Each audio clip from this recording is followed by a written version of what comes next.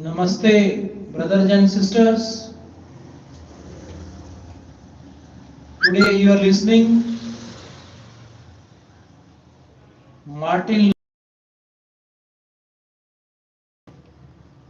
who born on January 15, 1929 in Atlanta, Georgia. Martin Luther King Jr. King was and civil rights activist and had a positive impact on relations in the United States. In the mid 1950s, among his many efforts, King headed the Southern Christian Leadership Conference. He was determined to use the peaceful method of civil disobedience, propounded by Henry David Thoreau and Mahatma Gandhi. Through his activism and inspirational speeches, he played a pivotal role in ending the legal segregation of African American citizens in the United States, as well as the creation of the Civil Rights Act of 1964 and the Voting Rights Act of 1965. He received the Nobel Peace Prize in 1964, among several other nations.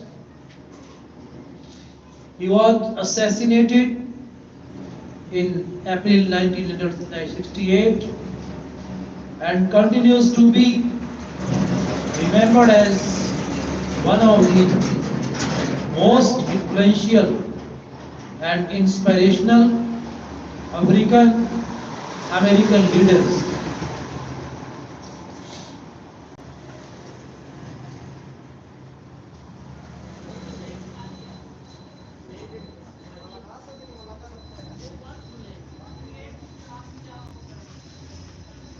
Martin Luther King, who wrote, "I have a dream. I have a dream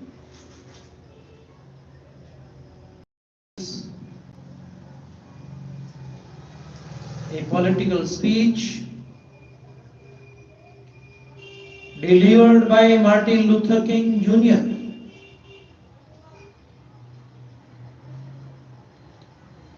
a civil rights campaigner, to a large crowd. First, 1963, in Lincoln's Memorial Park, Washington, D.C. This demonstration was organized to call attention to the wrongs suffered by African Americans and to push for federal legislation to bring about change. Still regarded as one of the greatest and most memorable public speeches in history. It marked a defining moment in the American civil rights movement. This speech was made on the occasion of 100 years of Lincoln's Emancipation Proclamation, which set the Negro slaves free from their slavery in America. The proclamation had brought a great hope to millions of Negro slaves living in America. They hoped that there would be no more injustice based on the color of the skin, and they wouldn't be captive as slaves anymore. Luther describes apartheid, discrimination on the basis of color, as the extreme point of human cruelty.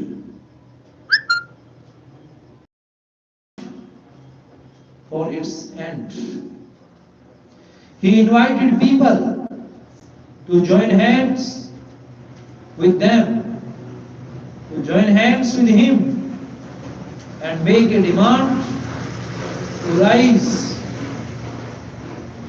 of segregation to the path of racial justice. The revolt will continue unless and until the demands are fulfilled. However, he advises that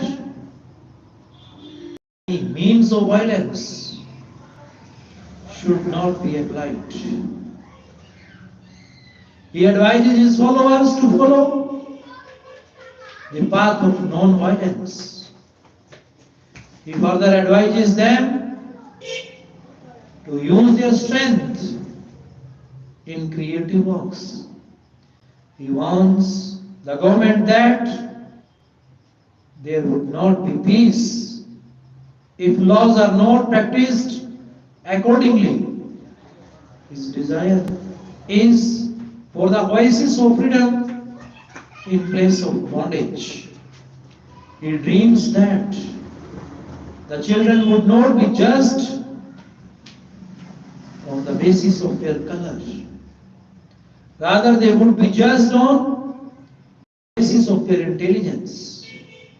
Moreover, he wishes for the prosperity of both black and white, for the prosperity of the nation depends on it. He appeals to people that their movement should not be called off until their demands are met. He also appeals to his people that their movement shouldn't support physical violence, wrongful deaths, bitterness. He demands that the black people should have right to stay in the same school where the white children study. Their social position must be uplifting, and they should have voting rights. He inspires the black people to keep on fighting until they feel they are created equal. Moreover, he wishes so for the prosperity of the nation depends on it. Later, he discusses about his dream that one day his nation will rise up I have a dream, written by Martin Luther King. I am happy to join with you today.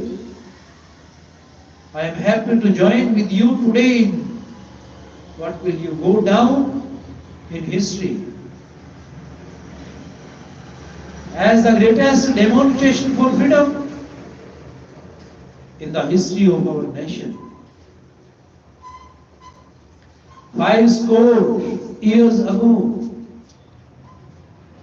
a great American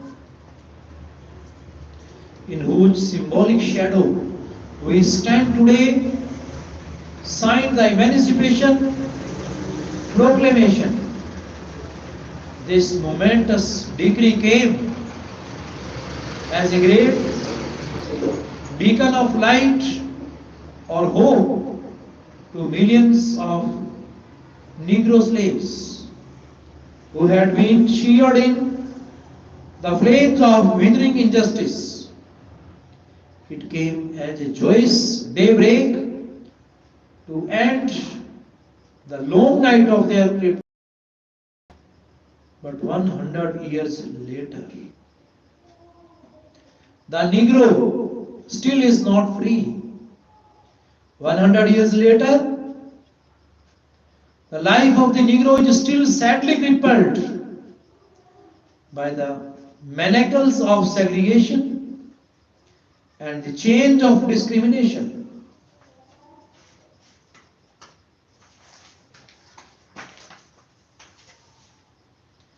100 years later, the Negro lives on a lonely island of poverty in the midst of a vast ocean of material prosperity. 100 years later, the Negro is still languishing in the corners of American society and finds himself an exile in his own land.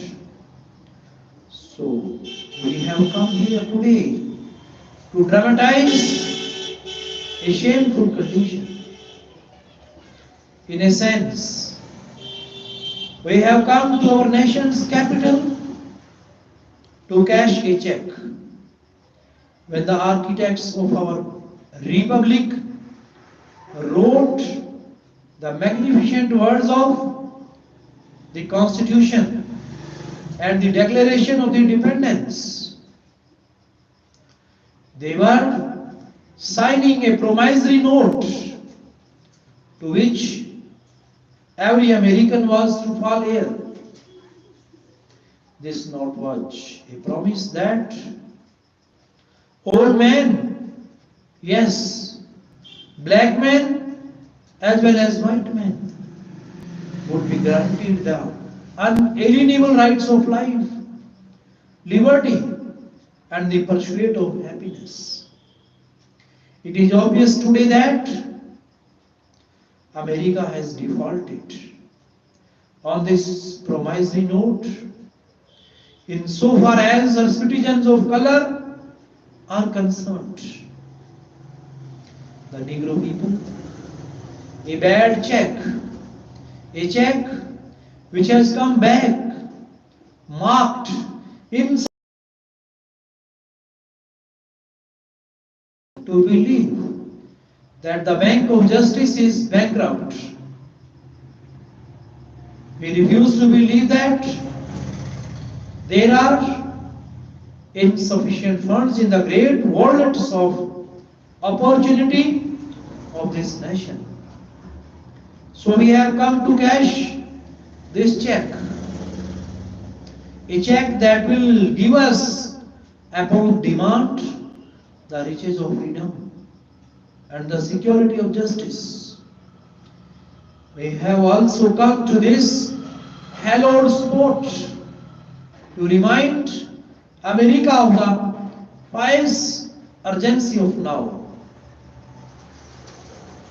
This is no time to engage in dire luxury of cooling off or to take the tranquilizing drug of graduality, drug of gradualism. Now is the time to make real the promises of democracy. Now is the time to rise from the dark and desolate valley of segregation and path of racial justice. Now is the time to lift our nation from the quicksands of racial injustice to the solid road. Now is the time to make justice a reality for all of God's children. It would be fatal for the nation to overlook the urgency of the moment. This sweltering summer of the Negro's legitimate discontent will not pass until there is an invigorating autumn of freedom and equality. 1963 is not an end, but a beginning. Those who hope that the Negro needed to blow off steam and will now be content will have a rude awakening if the nation returns to business as usual. There will be neither rest nor tranquility in America until the Negro is granted its citizenship rights. The whirlwinds of revolt will continue to shake the foundations of our nation until the bright day of justice emerges. But there is something that must say to my people who stand on the warm threshold which leads into the places of justice. In the process of gaining our rightful place, we must not be guilty for wrongful deeds. Let's not seek to satisfy our thirst for freedom by drinking from the cup of bitterness and hatred. We must forever conduct our struggle on the high plane of dignity and discipline. We must not allow our creative protest to degenerate into physical violence. Again and again, we must rise to the majestic heights of meeting physical force with soul force. The marvelous new militancy which has engulfed the Negro community must not lead us to distrust of all white people. For many of our white brothers, as evidenced by their presence here today, have come to realize that their destiny is tied up with our destiny. They have come to realize that their freedom is inextricably bound to our freedom. We cannot walk alone. As we walk, we must make the pledge that we shall always march ahead. We cannot turn back. There are those who are asking the devotees of civil rights, when will you be satisfied? We can never be satisfied as long as the Negro is the police brutality. We can never be satisfied as long our bodies heavy without team of travel cannot gain lodging in the motels of the highways and the hotels of the cities. We cannot be satisfied as long as the is from a smaller ghetto to a larger one. We can never be satisfied as long as our children are stripped of their selfhood and robbed of their dignity,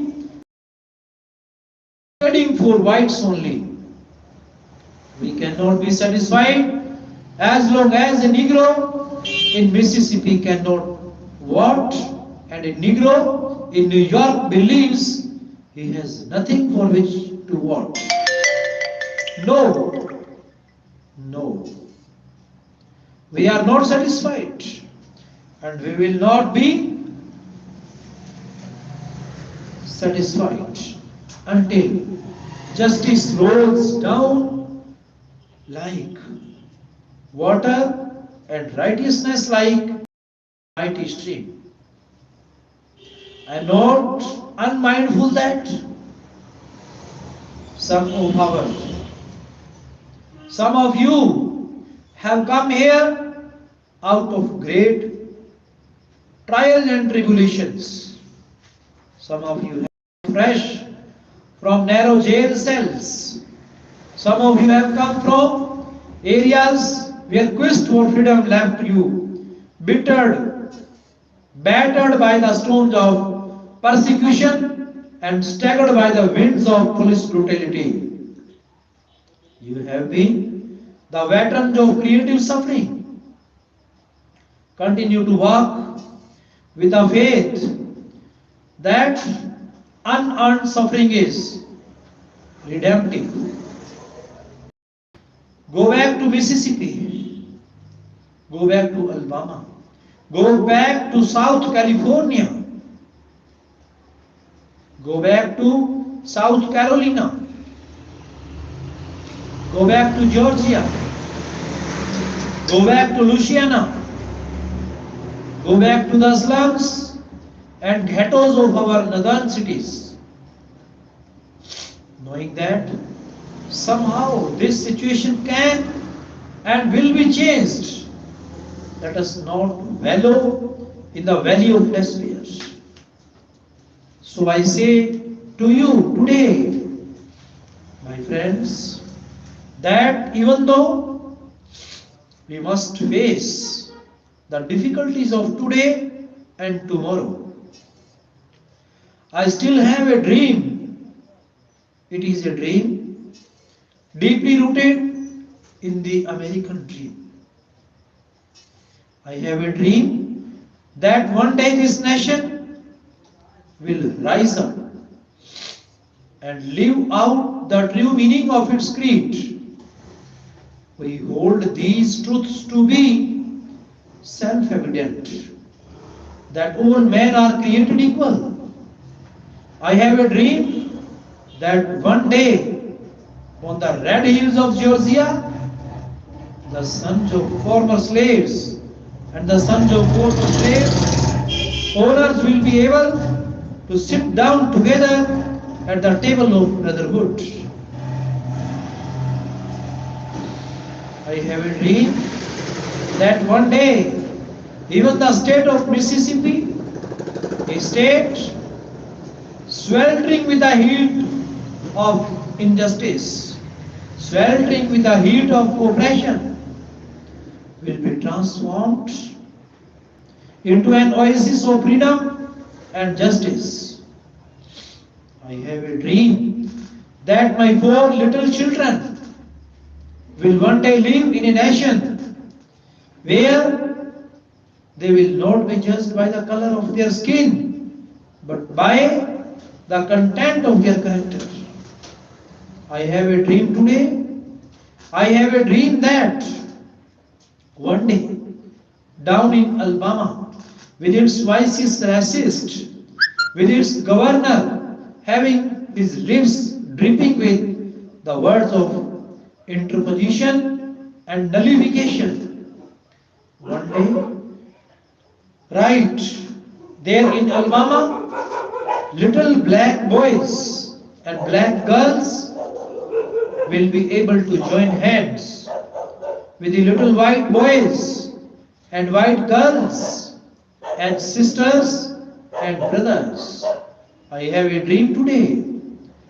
I have a dream that one day every valley shall be exalted, every hill and mountain shall be made low, the rough places and the crooked places will be made straight, and the glory of the Lord shall be revealed, and all flesh shall see it together. This is our hope. This is the faith that I go back to the south with. With this faith, able to hew out of the mountain of despair a stone of hope. With this faith, we will be able to transform the jangling discords of our nation into a beautiful symphony of brotherhood. With this faith, we will be able to work together, to pray together, to struggle together, to go to jail together, to stand up for freedom together, knowing that we will be free one day. This will be the day when all the God's children will be able to sing with a new meaning. My country,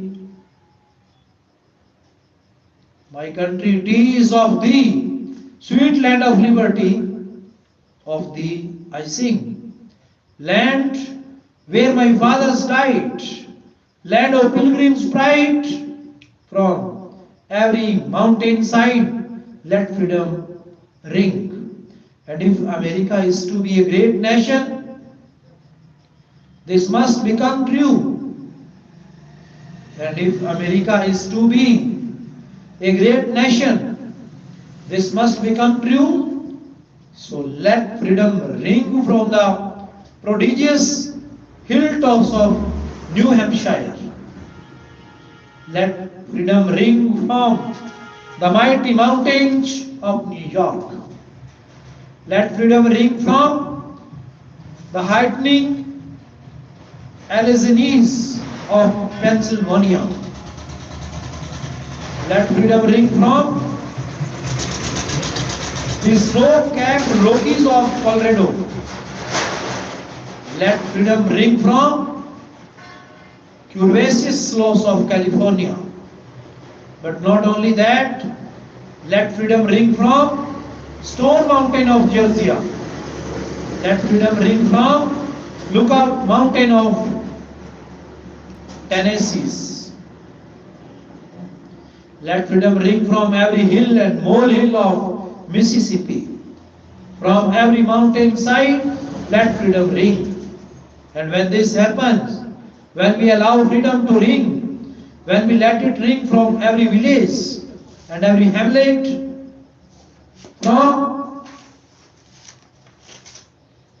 every state and every city, we will be able to speed up that day when all of God's children, black men and white men, Jews and Gentiles, Protestants and Catholics, will be able to join hands and sing in the words of the old Negro spiritual. Free at last. Albert Einstein, born on March 14, 1800, an eminent scientist and a world-famous physicist. His theories were instrumental in shaping the Nobel Prize in 1921. In addition to his scientific work, Einstein was an influential humanist who spoke widely about politics and social causes. The World as I See It was originally published in form and century. The essay comprises Einstein's views about the purpose and ideals of life, democracy, dictatorship, war and peace, mystery and religion. The essay begins with the question of main purpose of human life. He believes that human beings are created for each other and are dependent on each other. He denounces class distinctions as they are based on false. He further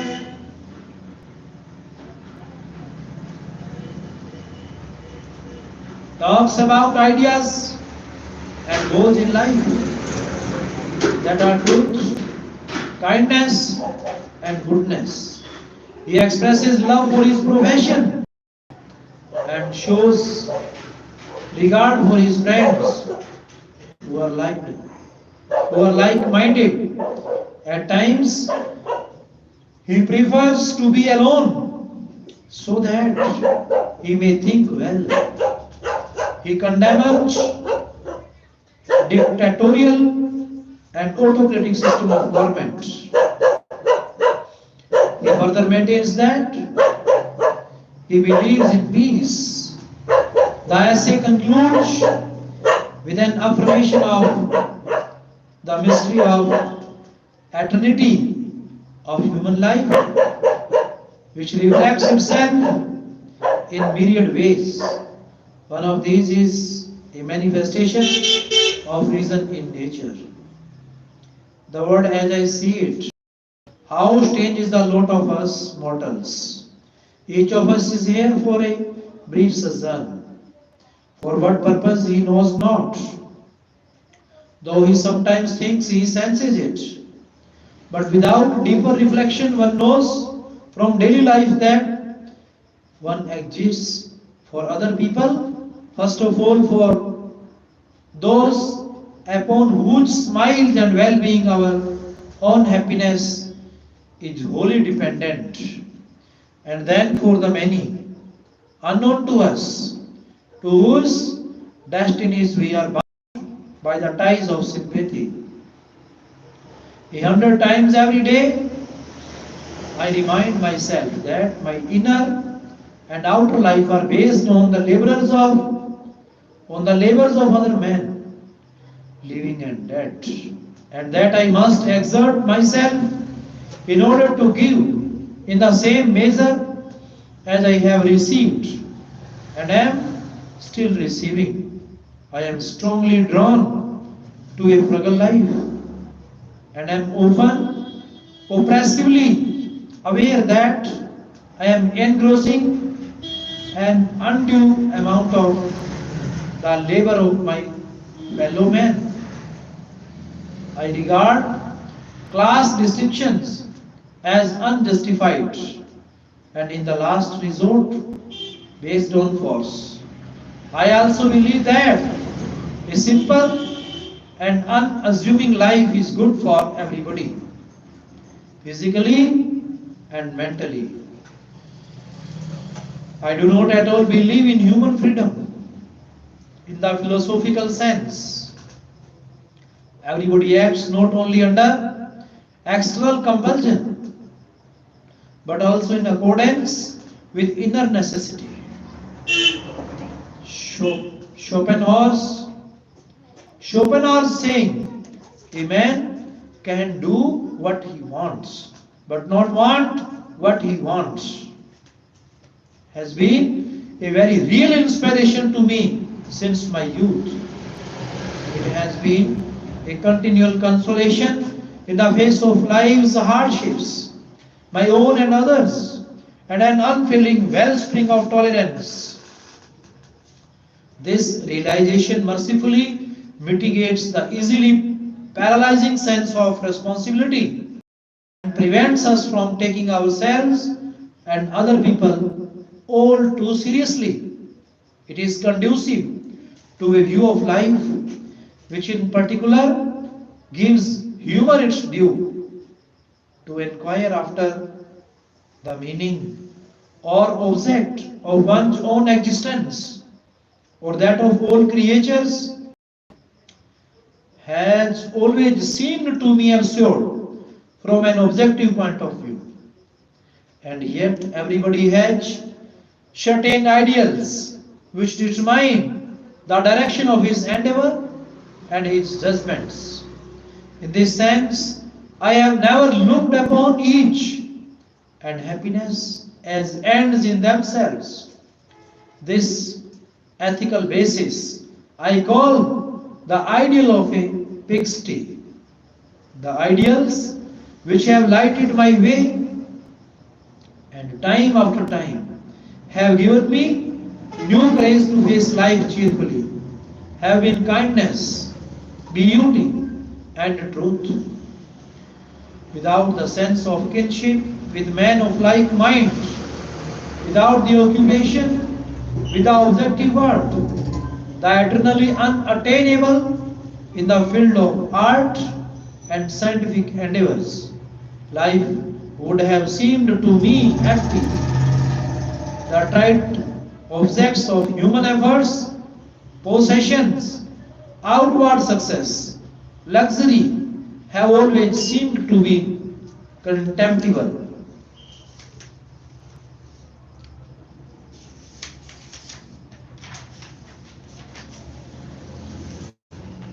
My passionate sense of social justice and social responsibility has always contrasted oddly with my pronounced lack of need for direct contact with other human beings and human communities. I am truly alone. I am truly a lone traveler and have never belonged to my country. My home, my friends, or even my immediate family, with my whole heart, in the face of all these ties, I have never lost a sense for distance and a need for solitude feelings which increase with the years. One becomes sharply aware, but without regret, of the limits of mutual understanding and consonance with other people. No doubt, such a person loses some of his innocence and unconcern. On the other hand, he is largely independent of the opinions, habits, and judgments of his fellows and avoids the temptation to build his inner equilibrium upon such insecure foundations. My political ideal is democracy. Let every man be respected as an individual and no man idealized. It is an irony of fate that I myself have been the recipient of excessive admiration and reverence from my fellow beings through no fault and no merit of my own. The cause of this may well be the desire, unattainable for many, to understand the few to which I have, with my feeble powers, attained through ceaseless struggle. I am quite aware that it is necessary for the achievement of the objectives of an organization that one man should do the thinking and directing and generally bear the responsibility, but must not be coerced. They must be able to choose their leader. An autocratic system of coercion, in my opinion, soon degenerates, for force always attracts men of low morality, and I believe it to be an invariable rule that tyrants of genius are succeeded by scoundrels. For this reason, I have always been passionately opposed to systems such as we see in Italy and Russia today. The thing that has brought His credit upon the form of democracy as it exists in Europe today is not to be laid to the door of the democratic principle as such, but to the lack of stability of governments and to the impersonal character of the electoral system. I believe that in this respect, the United States of America have found the right way. They have a president who is elected for a sufficiently long period and has sufficient powers really to exercise his responsibility.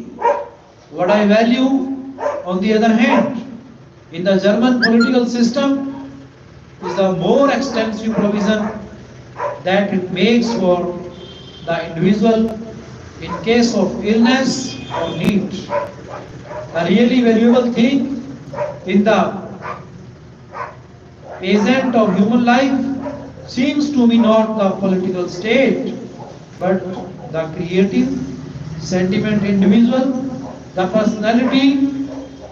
It alone creates the noble and the sublime, while the heart as such remains dull in thought and dull in feeling. The topic brings me to that vast outcrop of hard life, this military system, which I abhor, that a man can take pleasure in marching in forge to the strains of band, to the strains of a band is enough to make me despise him. He has only been given his big brain by mistake. Unprotected spinal marrow was all he needed. This plague spot of civilization ought to be abolished with all possible speed. How vile and despicable seems war to me. I would rather be hacked in pieces than take part in such an abominable business. My opinion of the human race is high enough that I believe this bogey would have disappeared long ago had the sound sense of the people's not been systematically corrupted by commercial and political interest acting through the schools and the press. The most beautiful experience we can have is the mysterious. It is the fundamental emotion which stands at the cradle of true art and true science. Whoever does not know it and can no longer wonder, no longer marvel, is as good as dead and his eyes are dimmed. It was the experience of mystery, even if mixed with fear, that engendered realism, a knowledge of the existence of something we cannot penetrate, our perceptions of the profoundest reason and the most radiant beauty, which in their most primitive forms are accessible to our mind.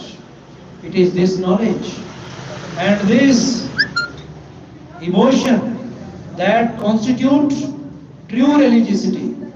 In this sense, and in this alone, I am a deeply religious man. I cannot conceive of a God who rewards and punishes his creatures, or has a will of the kind that we experience in ourselves. Neither can I, nor would I want to conceive of an individual that survives his physical death. Let feeble souls from terror, from tear or absurd egoism cherish such thoughts. I am satisfied with the mystery of the eternity of life and with the awareness of the existing world, together with the devoted striving to comprehend a portion be it ever so tiny, of the reason that manifests itself in nature. Dear friends, you are listening? Right? Three questions. You have heard well about this personality who born to an aristocratic Russian family in 1828. Lev Nikolaevich Tolstoy is regarded as one of the greatest authors of all time. He is best known for his two longest works, War and Peace, 1865 to 69, and Anna Karenina, 1875 to 77, which are commonly regarded as among the finest novels ever written. His philosophy of trust and non-violence influenced Mahatma Gandhi. Three questions that he wrote in 1903. Three questions is one of the stories Tolstoy contributed in aid of the Jews left destitute after the massacres and outrages in Krishny and elsewhere in Russia. Through a crisp narrative, the story reveals the importance of the present time in life. Now that matters in our dealings. For the past is irretrievably gone, and the future is still hidden. The most important time is the present. The most important person is the one we are dealing with at that moment. And the most important thing is to do good to our fellow beings. This moral is conveyed through the story of a king who wants a kind of formula for success in life. Appropriate time to do a thing, the right person to deal with. Various answers come his way, but he is not satisfied. He goes to a hermit as a seeker to learn the answers. The hermit does not say anything directly, but elaborates on the day to provide convincing answers to the questions. Dear friends, you are listening three questions.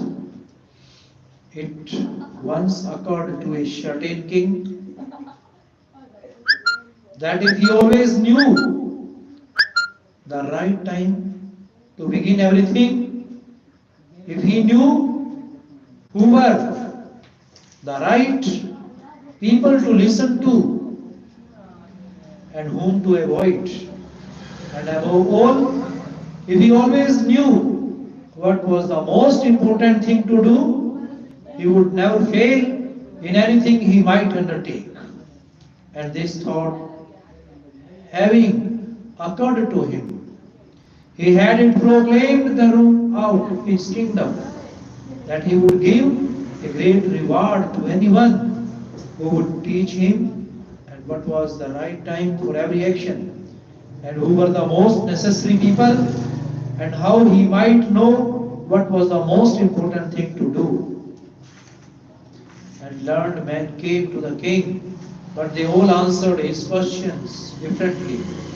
In reply to the first question, some said that to know the right time for every action, one must draw up in advance a table of days, months, and years, and must live strictly according to it. Only thus, said they, could everything be done at its proper time. Others declared that it was impossible to decide beforehand the right time for every action, but that not letting oneself be absorbed in idle pastimes One should always attend to all that was going on and then do what was most needful. Others again said that however attentive the king might be to what was going on, it was impossible for one man to decide correctly the right time for every action. But then he should have a council of wise men who would help him to fix the proper time for everything. But then again others said there were some things which could not wait to be laid before a council, but about which one had at once to decide whether to undertake them or not. But in order to decide that, one must know beforehand what was going to happen. It is only magicians who know that, and therefore, in order to know the right time for every action, one must consult magicians. Equally various were the answers to the second question. Some said the people the king most needed were his counselors, others the priest, others the doubters, while some said the warriors were the most necessary. To the third question, as to what was the most important occupation, some replied that the most important thing in the world was science. Others said in warfare, and others again that it was religious worship. All the answers being different, the king agreed with none of them and gave the reward to none, but still wishing to find the right answers to these questions, he decided to consult a hermit widely renowned for his wisdom. The hermit lived in a wood which he never quitted, and he received none but common folk. So the king put on clothes, and before reaching the hermit's cell, dismounted from his horse, and leaving his bodyguards behind, went on alone. When the king approached, the hermit was digging the ground in front of his hut.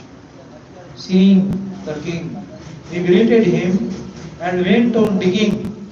The hermit was frail and weak, and each time he stuck his spade into the ground and turned a little earth. He breathed heavily.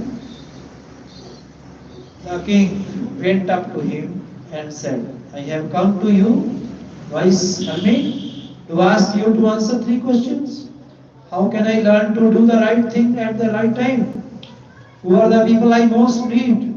And to whom should I, therefore, pay more attention than to the rest? And what affairs are the most important and need my first attention? The hermit listened to the king, but answered nothing. He just spat on his hand and recommenced digging. You are tired, said the king. Let me take the spade and work a while for you. Thanks, said the hermit. And giving the spade to the king, he sat down on the ground. When he had dug 2 beds, the king stopped and repeated his questions. The hermit again gave no answer, but rose, stretched out his hand for the spade and said, Now rest a while and let me work a bit. But the king did not give him the spade and continued to dig. 1 hour passed and another. The sun began to sink behind the trees, and the king at last stuck the spade into the ground and said,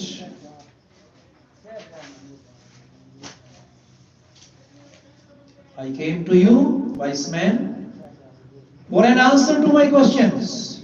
If you can give me none, tell me so, and I will return home. Here comes someone running, said the hermit. Let us see who it is. The king turned round and saw a bearded man come running out of the woods. The man held his hands pressed against his stomach, and blood was flowing from under them. When he reached the king, he fell fainting on the ground, moaning feebly.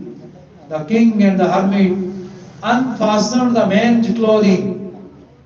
There was a large wound in his stomach. The king washed it as best he could and bandaged it with his handkerchief and with the towel the hermit had. But the blood would not stop flowing, and the king again and again removed the bondage soaked with warm blood and washed and rebandaged the wounds. When at last flowing, the man revived and asked for something to drink. The king brought fresh water and gave it to him. Meanwhile, the sun had set, and it had become cool.